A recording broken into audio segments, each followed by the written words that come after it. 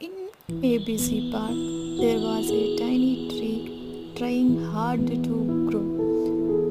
Amira, a young girl, saw it every day while playing. She felt sorry for it and decided to